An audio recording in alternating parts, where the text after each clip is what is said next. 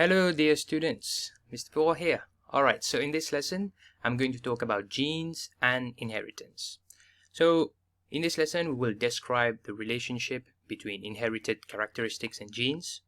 We're going to give examples of the relationship between inherited characteristics and genes.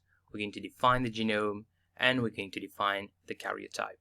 Certainly, you've already encountered the word karyotype before, so I'm going to quickly review all of this concept, and then we're going to talk about how genes are passed on from parents to the child. Alright, so you can see the keywords on the slides. Each of these keywords should make sense to you at the end of the lesson. You can see here, just remember, humans have 23 pairs of chromosomes. So basically here, what you see, with all these chromosomes arranged together in this way, that's called the karyogram. And the total amount of genes in an organism is called the genome. Remember, on the chromosome, you actually have, your chromosome is basically DNA which is coiled, alright, around proteins, and along your DNA, you have genes. Alright, let me show you quickly about this. So why is it called the genome? So basically within all the chromosomes, you have, about 20,000, 30,000 genes, right? If you Google the number of genes in humans, you're going to get an idea about the different types of genes that we have. Alright, so let's review this. Remember, within our body, we have cells. And within the cells, right, you have the nucleus.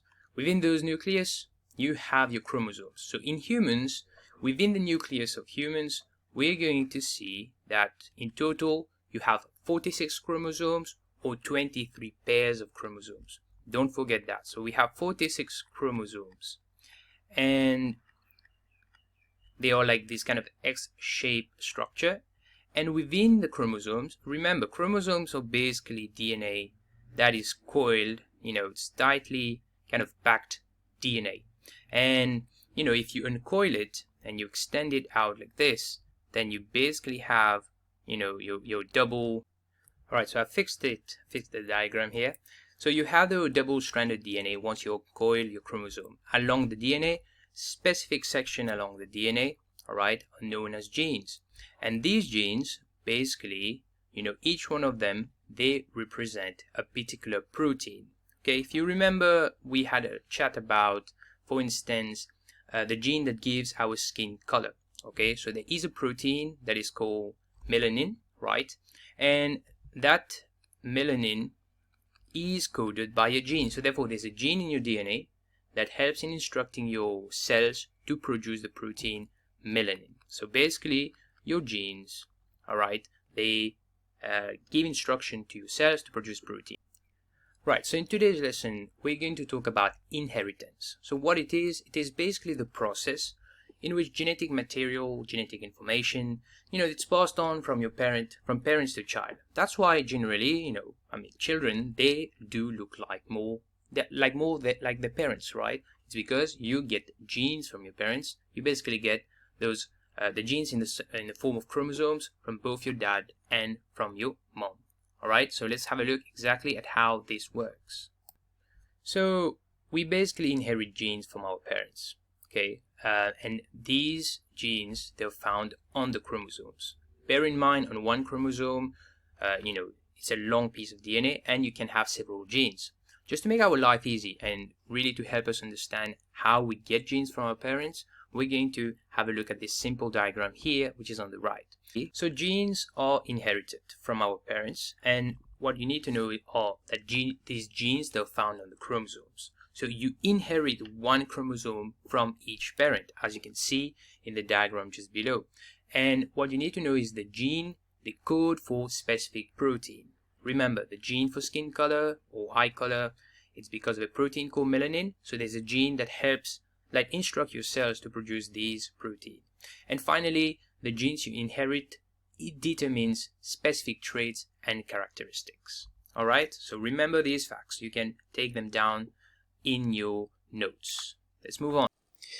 Okay, so this is the explanation where we're going to look exactly how genes are passed on from your parents, okay, like from parents to child. Okay, so one fact, genes, they code for proteins, all right, and we know that these proteins, then once they start, being produced, they're going to give us different characteristics, right? From skin color to hair color and to so many other things within your body.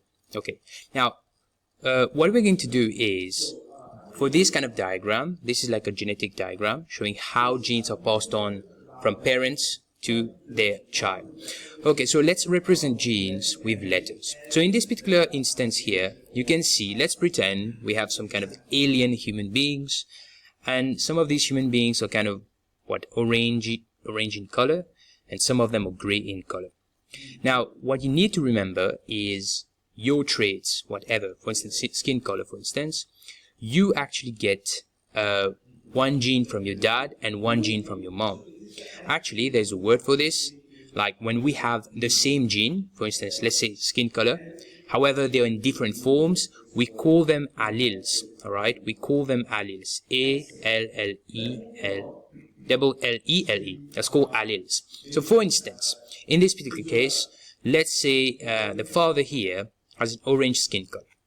Now you would notice I have basically written S capital and small s. So I've used these letters to represent the allele, right? Like a gene that gives it. So for orange skin, it's S capital. And for the gray skin is small s. Alright? And you must have noticed next to the S capital, I've written dominant. And next to the small s, I've written recessive. So I'm going to talk about the dominant and recessive in a moment. Okay? So knowing that you get one gene, right, from your dad and one from your mom, the other way of looking at this is you're getting half of your chromosome, right? Half of chromosome from dad and half from mom, right? Half of chromosome from your dad, right? And half from mom. In humans, we're looking at, since we have 46 chromosomes, so you get 23 from dad, 23 from mom. All right, 23, okay, plus 23 will give you 46. So in this diagram here, like you can see, they are not showing 46 chromosomes. We're showing just 2 chromosomes. So look at this. For the father here, all right, the father here is, okay, let me stop this for a moment. All right, just like you can see here, I've written the letters just to represent what alleles, like what genes that each individual has. So the father being orange in color, skin color, you can see the father has the allele, the gene S capital, all right, and the small s for the gray skin. However, the father is orange. Whereas the mother, you can see it, she has only the gray skin genes, small s, and that's why she is green color. All right, so basically then, knowing that each child here is getting half of the chromosome from dad and half from mom. So imagine, for instance, this particular, let's say the boy here. Do you notice that this boy actually got this one allele from the dad? So the black one is representing the small s for the gray skin, and basically got one more allele or one chromosome from the mom. So therefore, this particular kid has small s, small s. So therefore, the kid eventually has gray skin. Whereas, look at the other options. In this particular case here, that girl, she got like the S capital from the dad, right? And of course, we'll always get a small s, right, from mom. So it's S capital, small s. She has the orange skin. And this process, you can see the possibilities are there. So you must be asking yourself that question. Okay, why is it that some of them are orange and some of them are gray? This is why the concept of dominant and recessive allele comes into the picture. Remember, allele are basically, alright, so just remember, alleles are different form of, what do I mean? When you look at this particular case here, the genes, the allele that gives the color, the skin color is S. We've represented it with the letter S. So just likewise, we have a gene that gives skin color. However, it comes in different forms. The S capital gives you an orange skin. The small s gives you a gray skin. All right. Now, coming to the discussion about what is dominant, what is recessive. As you can see in the diagram, every individual that has the S capital allele has the dominant allele, that has the dominant gene. So automatically that person would be orange in color, no matter what is there. Even if, let's say, one individual has S capital, automatically that individual would have orange skin. And if individual has S capital and has the other allele, the small s, that individual will still be orange in color. So that's known as the dominant, all right? The orange skin here, the gene, the allele for orange skin is dominant. Whereas for the other one, the gray skin, that is recessive allele. In the sense, if you notice on the diagram, only those individuals having 2 copies of the recessive allele, okay, the gene, the recessive gene, they would be the one that would be gray. So to summarize, is basically if that person has a dominant allele, the S capital, they will be orange, no matter what combination is there.